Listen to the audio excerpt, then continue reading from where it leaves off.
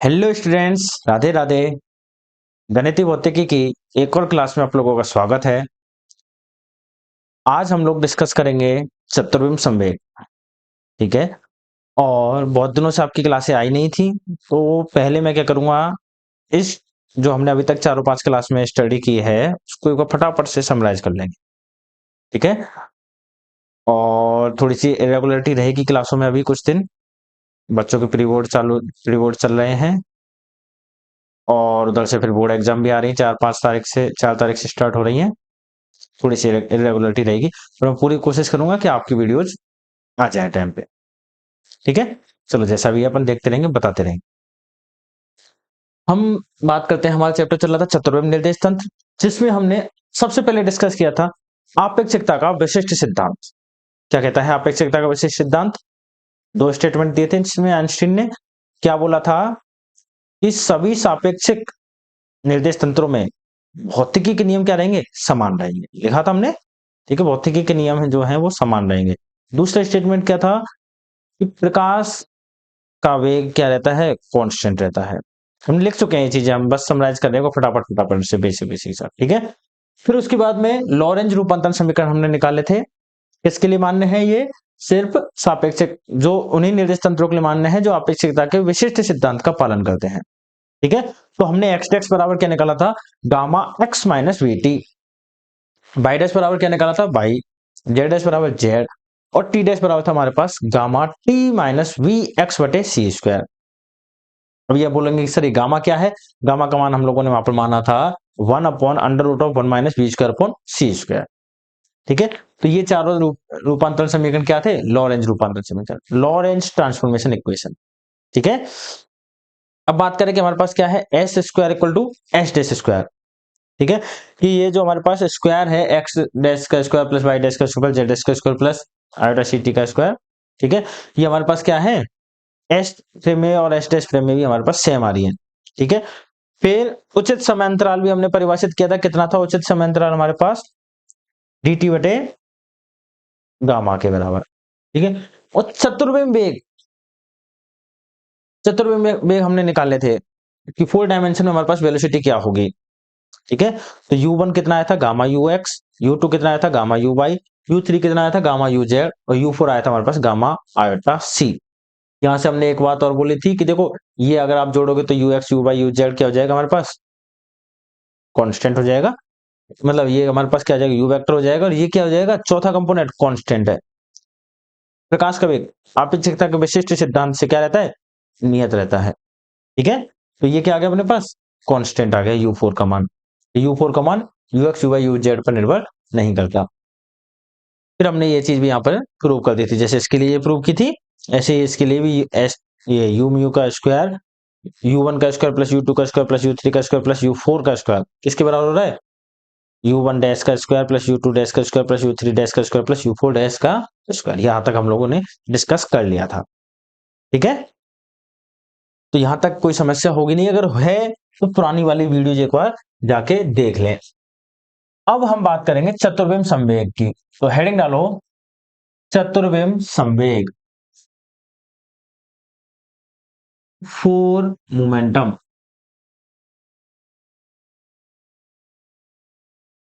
Four momentum इसमें लिखेंगे चतुर्विम वेग और चतुर्विम वेग और कण के कण के विराम द्रव्यमान का गुणनफल। चतुर्विम वेग और कण के विराम द्रव्यमान का गुणनफल चतुर्विम संवेग कहलाता है। चतुर्विम संवेग कहलाता है। इंग्लिश वाले लिख लो, multiplication of four velocity four velocities and rest mass of particle is known as four momentum. Four momentum. So अतः चतुर्विम वेग हमारे पास क्या जाएगा? ओ, चतुर्विम संवेग हमारे पास क्या आएगा? Four momentum.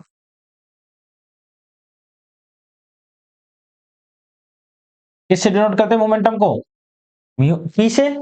ठीक है, हम यहां पर चार की बात करें तो पी म्यू कितना हो जाएगा हमारे पास? M nought u mu. ठीक है, एम नॉट क्या है यहां पर? कण का विराम द्रव्यमान, जहां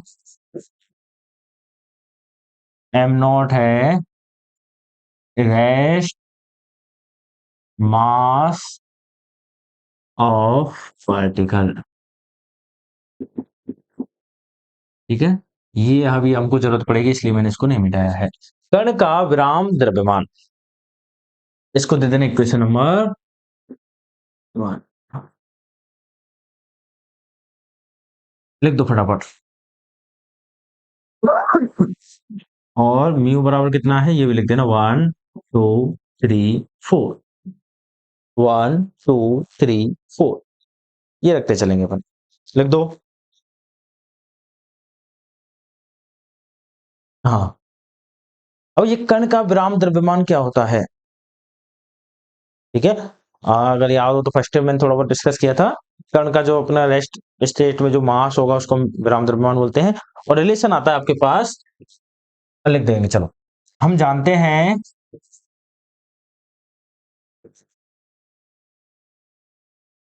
हम जानते हैं गतिशील कण के गतिशील एवं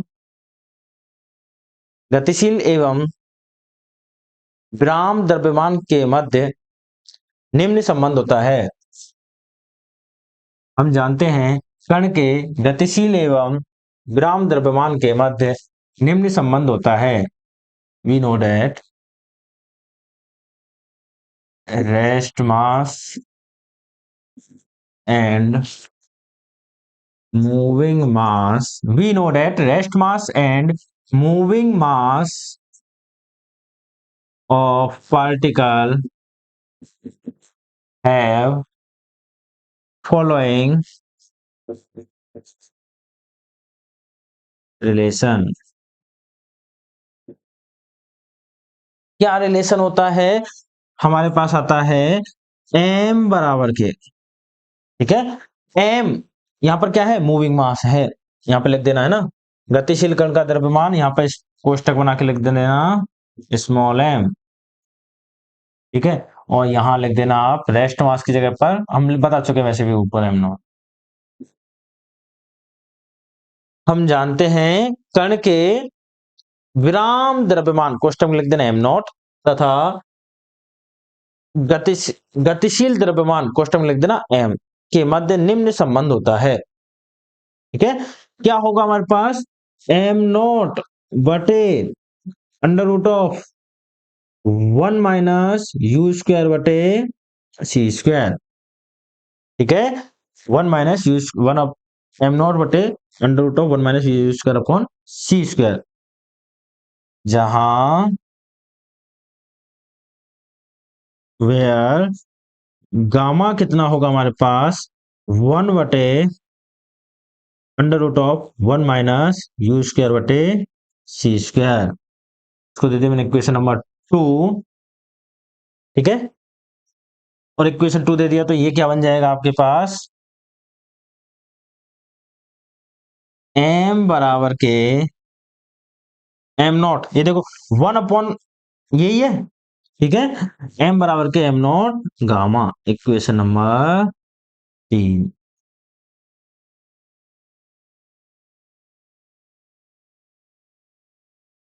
लिख देगा फटाफट। ये हमारे पास क्या आ गया? मूविंग मास, गतिशील मास और रेस्ट मास के मध्य संबंध है हमारे पास। कितना होता है? m बराबर के एम नॉट गामा। ये डेफिनेशन, ये चीज काम आएगी, बाकी की कोई जरूरत नहीं है। और लिख दो एक बार फटाफट इक्वेशन नंबर 3 तक। अब हम चारों घटक निकालेंगे। किसके किसके निकालेंगे चारों घटक? चतुर्विम संवेग के। लिख दिया? तो हेडिंग डालो, मतलब चतुर्विम फोर मोमेंटम के अंदर हेडिंग डालनी है, first component of four momentum. First component of four momentum, चतुर्विम संवेग का प्रथम घटक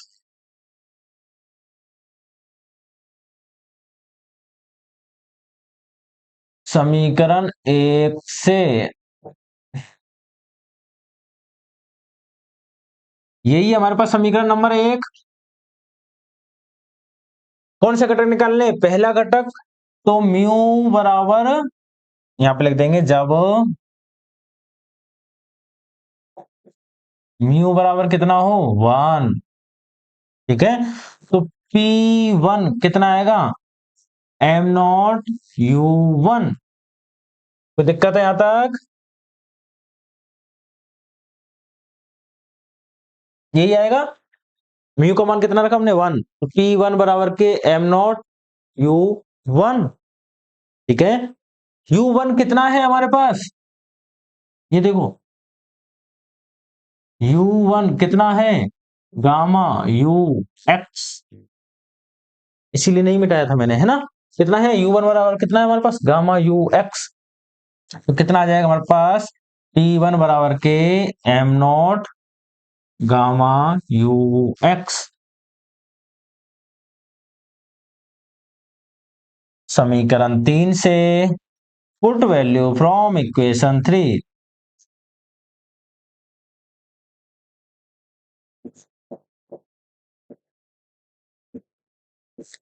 क्या आ जाएगा हमारे पास, P1 बराबर के एम नॉट गामा की जगह पर क्या रखूंगा मैं, एम यू एक्स,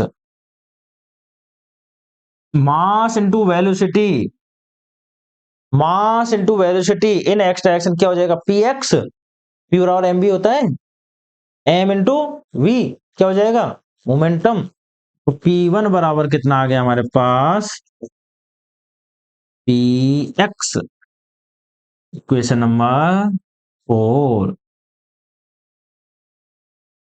कोई दिक्कत है, P1 बराबर के पी एक्स, नहीं है तो लिख दो, इसकी जरूरत नहीं है, ये हमने लिख चुके हैं। तो अब इसको भी मिटा देता हूं, एक एक करके मिटाते चलेंगे अपन, है ना।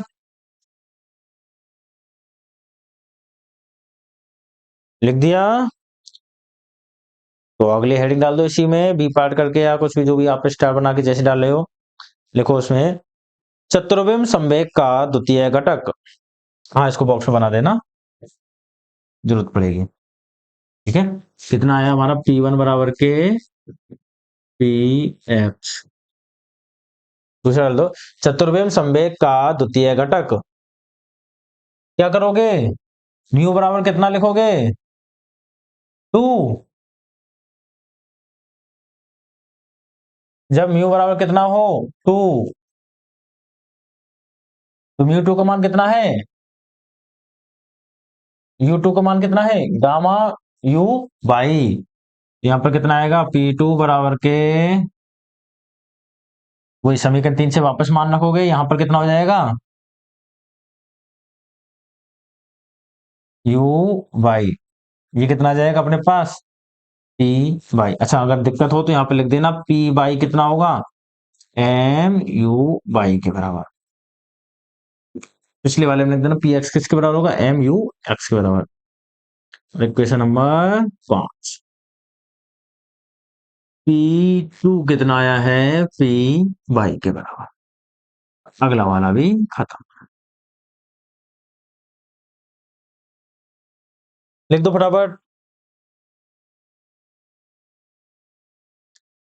लिख दिया। अब हेडिंग डालो, चतुर्विम संवेग का तृतीय घटक, third component of four momentum. और ये फटाफट से खुद से निकाल लो, जब तक मैं इसमें करेक्शन कर रहा हूं, खुद से निकालोगे इसको बैठ के।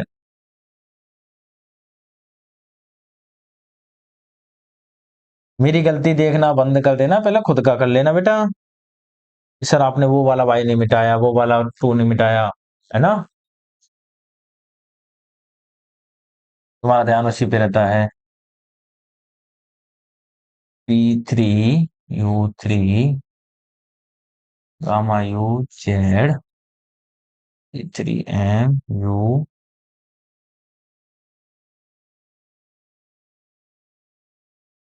इक्वेशन नंबर 6, P3 मेरे पास आ गया कितना, P जेड।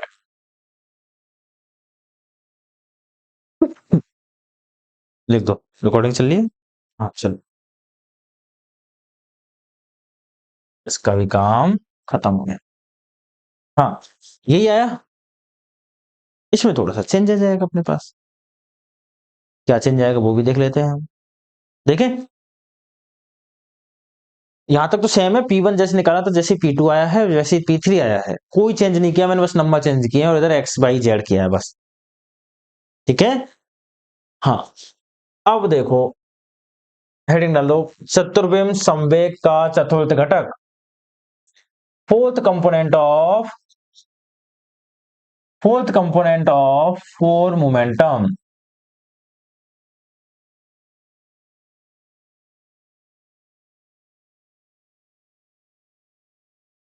ये थोड़ा सा आपका चेंज हो जाएगा। देखो कैसे, वही समीकरण एक से पी म्यू बराबर कितना, ठीक है, म्यू बराबर हम कितना रखेंगे अब की बार 4, P4 कितना आएगा, m0 U4।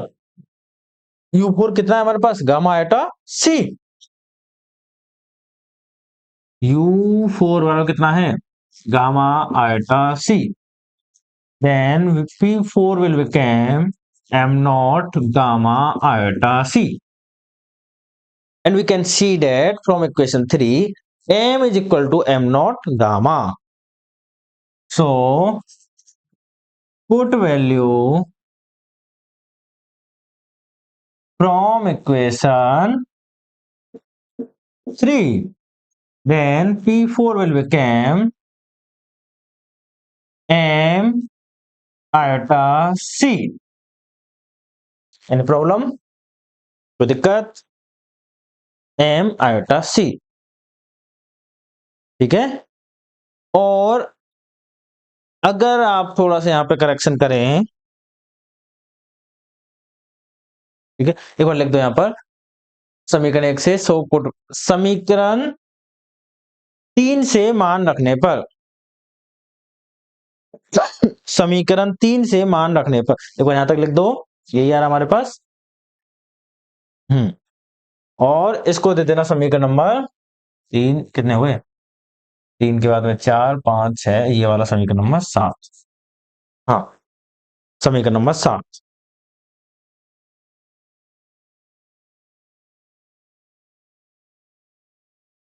लिख दिया। और मैं अगर यहां से एक चीज बोलना चाहूं, ठीक है, लिख दिया होगा, पॉज करके लिख लिया करो, है ना। मैं यहां से अगर एक चीज बोलना चाहूं, देखो P4 क्या हो रहा है, m आयोटा C।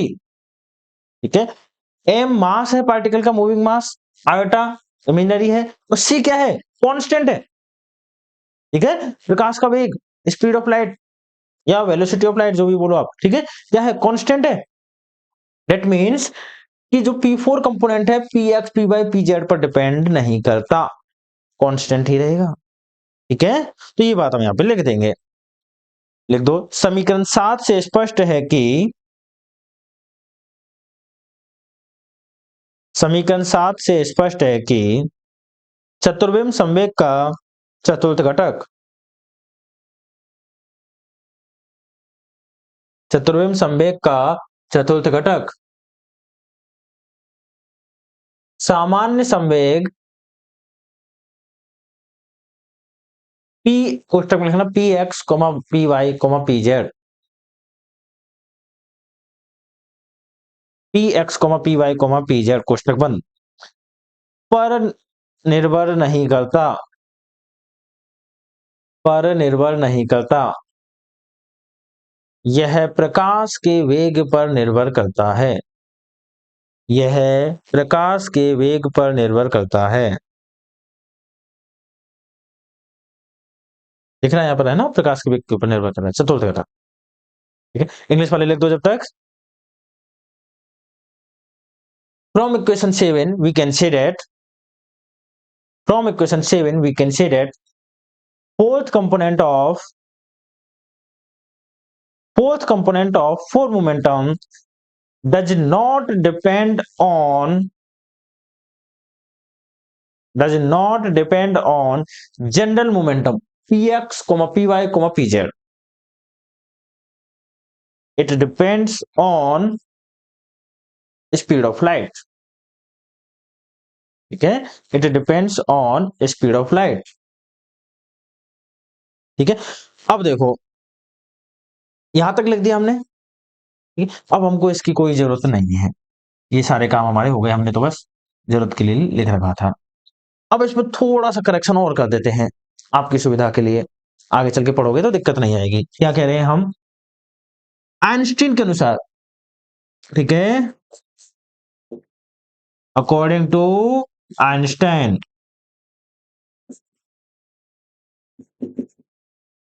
ठीक है, आइंस्टीन के अनुसार क्या बोला था आइंस्टीन ने, ई बराबर कितना होता है, एम सी स्क्वायर. यही बोला था. एक काम करता हूं, दोनों तरफ सी से डिवाइड कर देता हूं. एक सी से एक सी कैंसिल हो गया. ऐसे नहीं करो तो एक सी को उठा के इधर भाग दे देना. ठीक है, और समीकरण 7 में मैं मान रख देता हूं एम सी का. ठीक है, समीकरण 7 में मान रखने पर, समीकरण 7 में क्या होगा हमारे पास, P4. एम सी का मान रखूंगा मैं कितना, यहाँ पर iota E by C. Iota M C का मान आएगा अपने पास ई बटे सी. और ये आ गया हमारे पास इक्वेशन नंबर 8. P4 मेरे पास कंपोनेंट आ गया कितना, आयोटा ई बाय सी. ठीक है, ये लिखने की जरूरत नहीं है. क्वेश्चन नंबर 8 लिख दो. हो गया हमारे पास यहाँ पर 4 मोमेंटम निकल के आ गए हैं. कौन कौन से, P1 बराबर के Px, P2 बराबर के Py, P3 बराबर के Pz और P4 बराबर कितना है, iota E by C.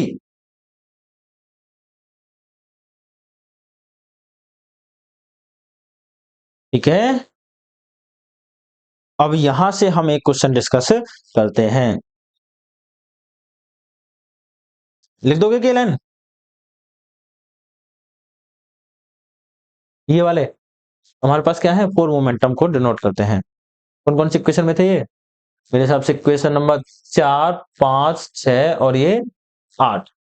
Equation 4, 5, 6 and 8 represent 4 momentum. समीकरण 4, 5, 6 और 8 चतुर्विम संवेग को व्यक्त करते हैं, या चतुर्विम संवेग के घटकों को व्यक्त करते हैं. ठीक है, क्वेश्चन लिखो, सिद्ध करो कि सिद्ध करो कि चतुर्विम संवेग का वर्ग एक निश्चल राशि है.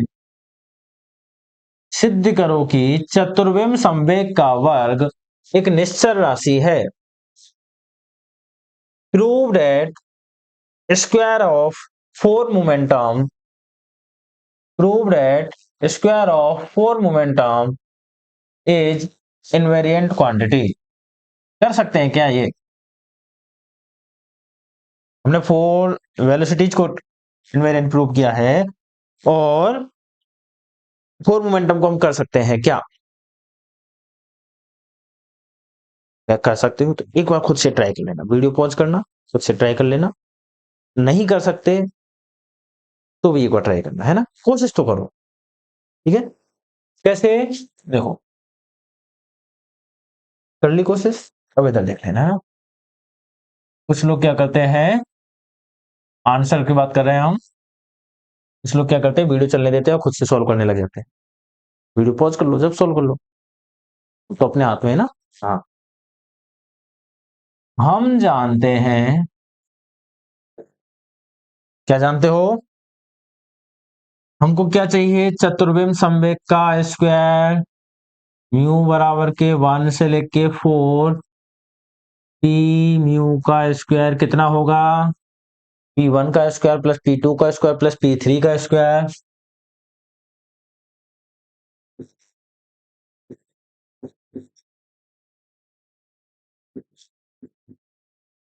कोई दिक्कत है यहां तक?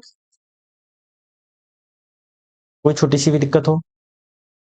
ये म्यू का मान 1 रखा, p1 स्क्वायर 2 रखा, p2 स्क्वायर प्लस सिग्मा चल रहा है, रखते गए। अब p1 कितना है? कितना है? Sorry, px। px px कितना निकाला हमने? अभी निकाला थोड़ी देर पहले। mux यही था। और m कितना होता है? m not gamma ux। कोई दिक्कत है यहां तक? p1 कितना है? px वो लिख रहा। px कितना होगा? mux के बराबर। m कितना होता है? m not gamma. सिमिलरली अगर मैं बात करूं आपसे, p2 कितना होगा?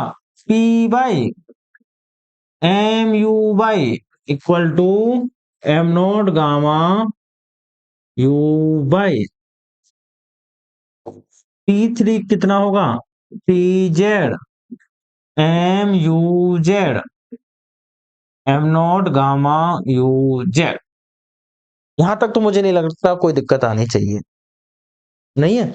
अब उसकी बात कर लेते हैं। p4 कितना है? आयटा e बटे c। इसको कहां से लिखा था हमने? m eta c।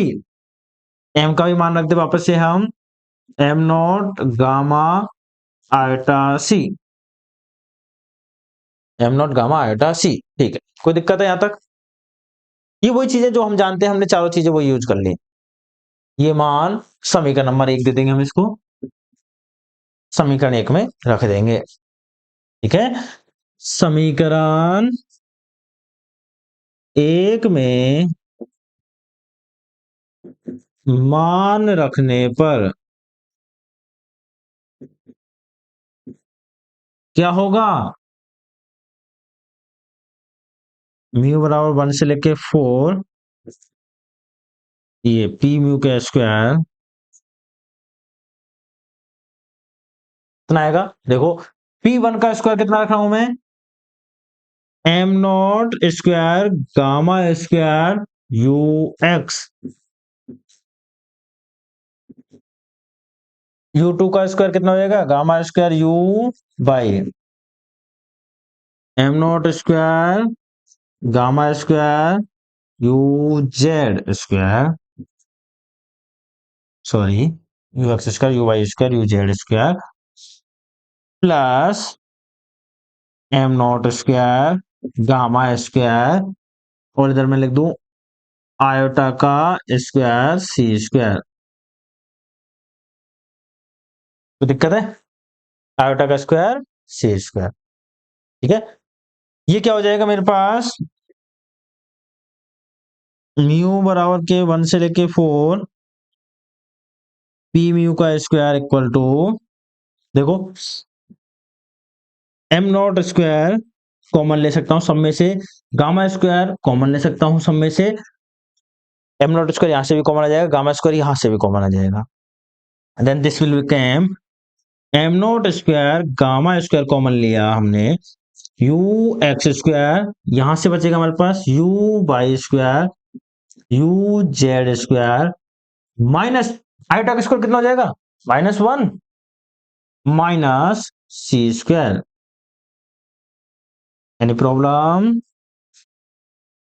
I think no problem till now.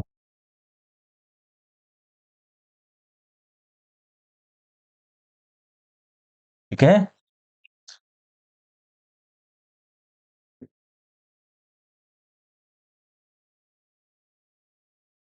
You x square you Y square you Z square क्या बन जाएगा? U square.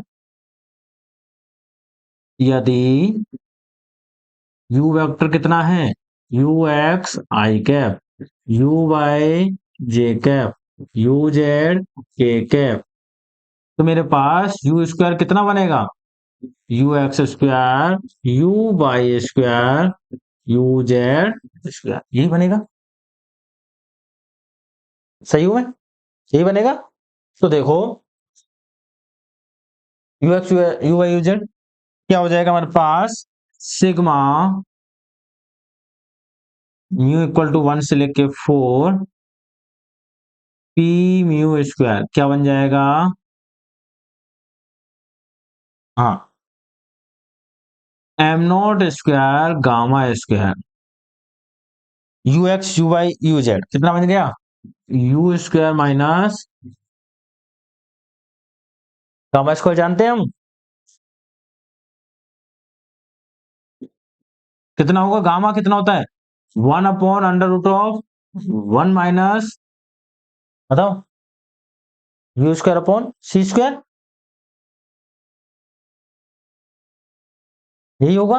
अगर तुम एलसीएम लेके इसको सॉल्व करोगे तो क्या बन जाएगा, सी स्क्वायर बटे c square minus u square gamma square का मान, ठीक है। तो ये मान कहाँ रख दें, यहां पर, यहाँ पे छोड़ो, जैसे हमने यू स्क्वायर को किया था वैसे ही इसको भी हम यही बना लेते हैं, ठीक है।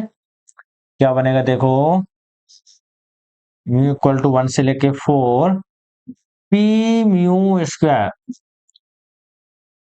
मैंने यहां से कॉमन ले लिया क्या, माइनस का सी स्क्वायर, माइनस का c square minus am not square C square gamma square, जैसे ही माइनस का सी स्क्वायर कॉमन लूंगा तो माइनस माइनस क्या हो जाएगा प्लस, तो 1 माइनस यहां पर क्या बचेगा अपने पास, यू स्क्वायर बटे सी स्क्वायर, ये बनेगा।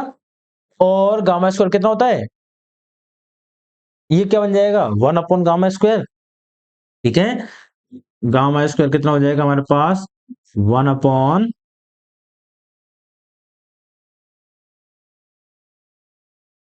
ये लिखना आप तो है ना, 1 माइनस यू स्क्वायर बटे सी स्क्वायर। तो अब मुझे बोर्ड की जरूरत पड़ेगी, लिख दो एक बार यहां तक फटाफट, जहां तक भी आप लिख सकते हो, वीडियो पॉज करके पूरे लिख सकते हो आप तो, करो। उम्मीद करता हूं लिख दिया होगा।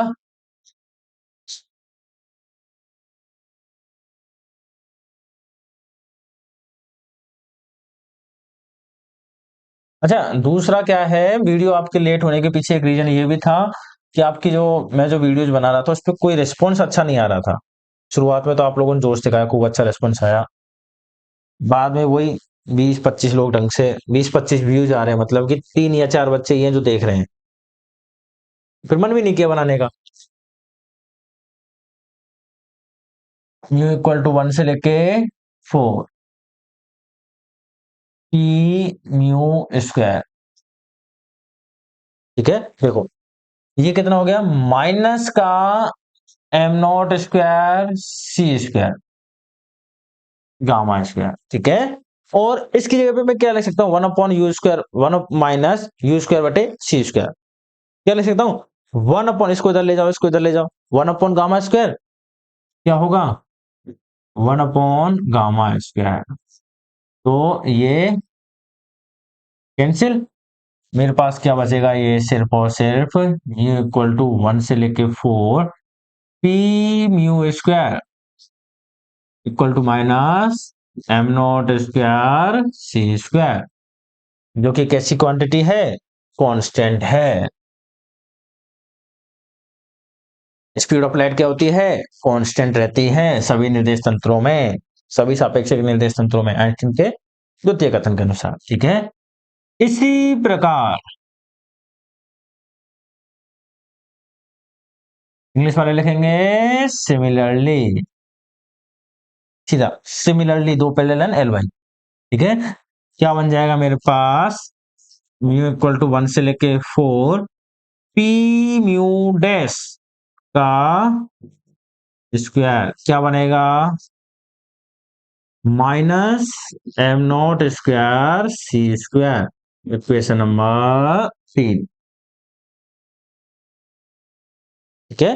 कर सकते हो सेम काम, अगर करके देखना चाहो तो बहुत अच्छी बात है, करके देखना चाहते हो तो, पर करने की जरूरत नहीं है, अपन ने कर दिया है। क्यों कर दिया, कहां से लिख दिया सीधा ये, क्योंकि सी स्क्वायर दोनों निर्देश तंत्रों में सेम रहेगा, ये तो मास है, मास में तो कोई चेंज हो ही नहीं रहा। ऐसा थोड़ी है कि पार्टिकल का मास इस एक निर्देश तंत्र में कुछ है दूसरे में कुछ और आ जाएगा, ठीक है। और स्पीड ऑफ लाइट के लिए तो आइंस्टीन बोल के गया है, स्पीड ऑफ लाइट कैसी क्वांटिटी है, सभी सापेक्ष निर्देश तंत्र में कैसी रहेगी, कांस्टेंट रहेगी। ठीक है, तो स्पीड ऑफ लाइट के लिए तो आइंस्टीन बोल के गए हमारे भाई साहब, भाई साहब क्यों हमारे सर जी हो गए वो तो। ठीक है, तो यहां से मैं क्या कह सकता हूं, समीकरण 2 व 3 से म्यू इक्वल टू 1 से लेके 4 P mu square equal to कितना होगा, म्यू इक्वल टू 1 से लेके 4 पी म्यू डैश का square. So square of momentum is an invariant quantity. लिख दो यहां तक, इसको दे देना समीकरण नंबर 4, लिख दो, यहां पे मैं लिख दवा दूंगा, समीकरण 4 से हम कह सकते हैं कि, समीकरण 4 से हम कह सकते हैं कि चतुर्विम संवेग का वर्ग, चतुर्विम संवेग का वर्ग एक निश्चल राशि होता है। From equation 4 we can say that square of 4 momentum is an invariant quantity. ठीक है, तो यहां से हमने एक क्वेश्चन और डिस्कस कर लिया। हाँ, अब यहां से आगे हम पढ़ेंगे आइंस्टीन का जो एनर्जी रिलेशन, एनर्जी और मास रिलेशन आ रहा था, e square equal to p square C square plus m not square c की पावर 4 रिलेशन जो था, उसको हम प्रूव करेंगे। ठीक है, तो वो हम पढ़ेंगे कल की क्लास में, कल मतलब जब भी नेक्स्ट क्लास आपकी आएगी। ठीक है, और चैनल को सब्सक्राइब कर लो ताकि जो भी वीडियो है आपको पता चलता रहे। और रही बात आपकी कि सर सिलेबस, देखो, तो अगर मैं बात करूं कि मैथमेटिकल की फर्स्ट यूनिट हो चुकी है, सेकंड यूनिट हो चुकी है, थर्ड यूनिट आपकी चल रही है, सेकंड यूनिट का बी पार्ट है और ये थर्ड यूनिट में भी है, मतलब आपके जो भी ये जो चैप्टर है आपका, इस चैप्टर के होते ही आपकी 3 यूनिट हो चुकी होंगी। चौथी यूनिट में आपको करवा भी दूं तो भी आप छोड़ के जाओगे। ठीक है, कुछ चुनिंदा ही क्वेश्चन होंगे जिनको करके जाओगे, चौथी यूनिट को तो आप सभी छोड़ के जाते हो और सभी छोड़ के आते हो पेपर में। उसमें तो आप पुनरावृत्ति फलन पढ़ के आते हो बस, मतलब पुनरावृत्ति फलन के जो क्वेश्चन आते हैं छोटे आते हैं जिनको करके आते हो बस। अगर कोई बड़ा क्वेश्चन आ गया जैसे लेजेंडरी डिफरेंशियल इक्वेशन का, तो 6 पेज 7 पेज वहां पे बढ़ के नहीं आएगा, कोई भी छोड़ देते हैं उस क्वेश्चन को फिर। ठीक है, तो चौथी यूनिट को तुम खुद छोड़ोगे। पांचवी यूनिट अगर एक कायदे से देखे तो मैंने इसका इंट्रोडक्शन वगैरह आपको बहुत पहले करवा दिया था क्लास में, फर्स्ट ईयर अगर पढ़ी है मेरे से तो। ठीक है, नहीं पढ़ी कोई बात नहीं, यहाँ पे मैं 5वीं यूनिट आपकी करवा दूंगा। चौथी यूनिट मैं नहीं करवाऊंगा यहाँ पर, क्योंकि चौथी यूनिट ऑफलाइन वाली है। ऑफलाइन में आपको एक एक चीज, एक एक पॉइंट समझते हुए आगे बढ़ते हो तो ज्यादा अच्छा लगता है। और मैंने पिछले साल करवाई हुई थी, नोट्स होंगे उसके आपके पास। ठीक है, तभी भी अगर आप बोलोगे तो वो भी करवा देंगे, ऐसे घबराना नहीं। ठीक है, तो पहले 5वीं करेंगे, पहले इसको खत्म करेंगे उसके बाद 5वीं करेंगे। ठीक है, तो सिलेबस की टेंशन मतलब अपन का एक पेपर होने वाला है। ठीक है, हाँ, और पढ़ते रहो, कोई समस्या है तो पूछते रहो। ठीक है, आपको वीडियोस मैं कोशिश करूंगा रेगुलर मिल जाए। ठीक है, चलो फिर राधे राधे।